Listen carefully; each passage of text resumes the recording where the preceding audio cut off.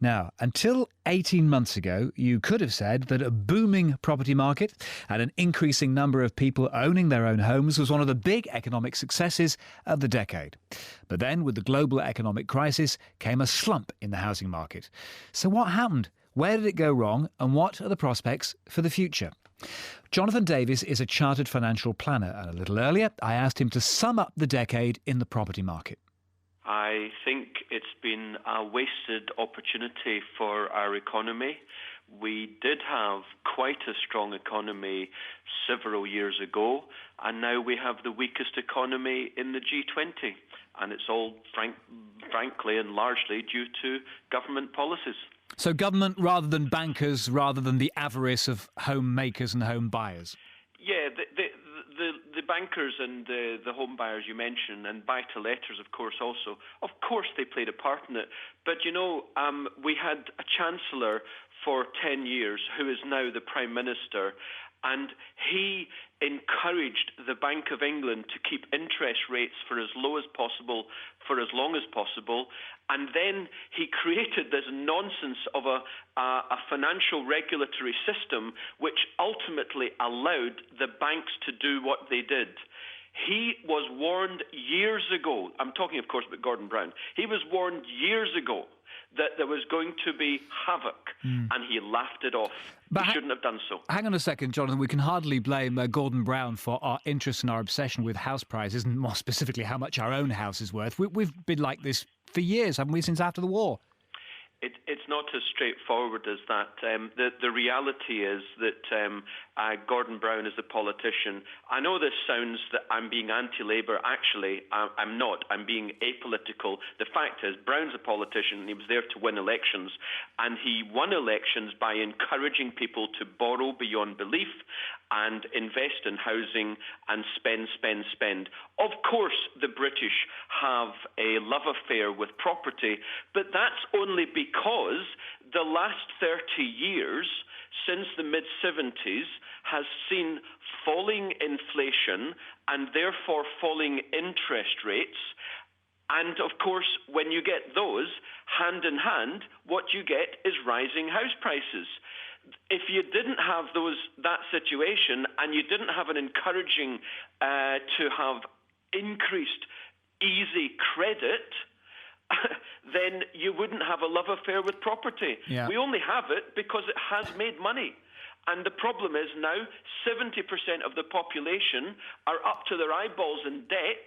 And then you look at the government in its debt situation, it's a tragic situation. But hang on a second, I suppose the 70% of the population who are up to their eyeballs, as you say, in debt, don't really mind if base rates are only 0.5% and they're only paying about 2% on the mortgage. They feel rich because now they think, and you can put me right, that over this last decade we had this horrendous fall in prices, but they're on their way up once more. The land of plenty beckons.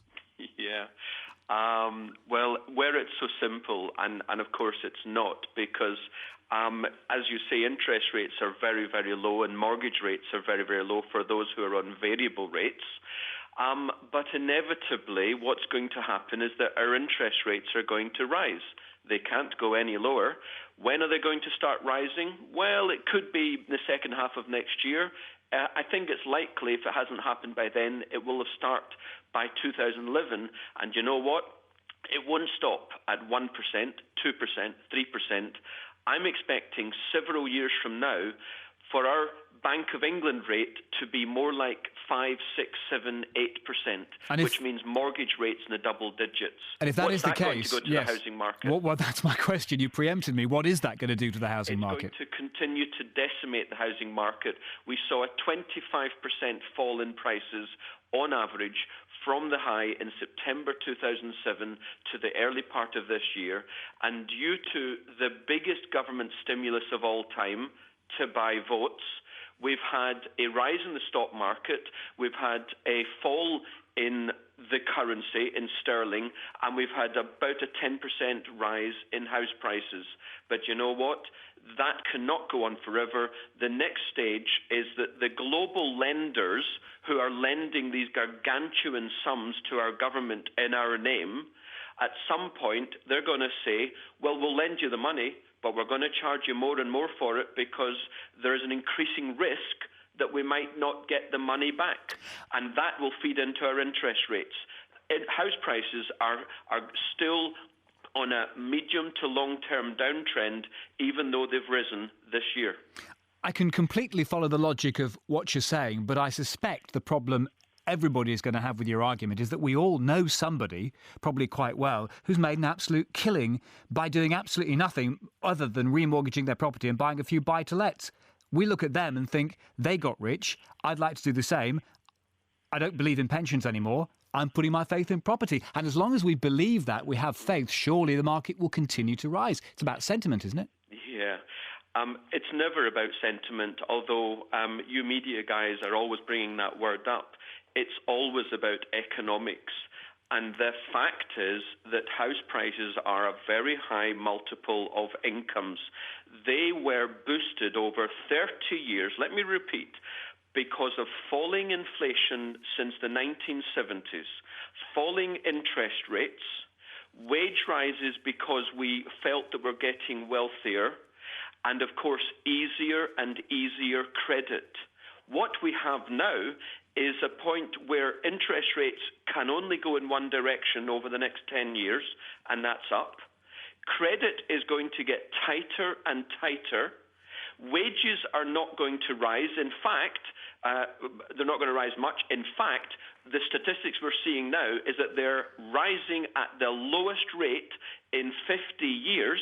That's from the Office of National Statistics. Put it all together, you're going to see house prices rising lower than the general inflation rate for the next 10 or 20 years. Crikey. The wealth is not going to be created from property in the next generation as it was in the last generation. Those times are over. And if that's correct, Jonathan, and we want to stabilise the market in the future and we want to be more adult in our response to the value of the house in which we live, what would your advice be then to Gordon Brown or David Cameron, who's ever Prime Minister come May of next year? Well, first of all, politicians, if only they would act like adults rather than like children or snake oil salesmen, whether it's Cameron or Brown. You know, Cameron and Osborne, the Shadow Chancellor, they're telling us how bad it is and how they're going to have to take tough decisions. They're not even telling us a fifth of the reality. So, you know, hence the proof that I'm being apolitical here. What they should do is take seriously long-term decisions for the sake of the economy and therefore the people who live in this country and for our future and for our kids' futures. Thank you very much. Jonathan Davis, appreciate your time. You're very welcome.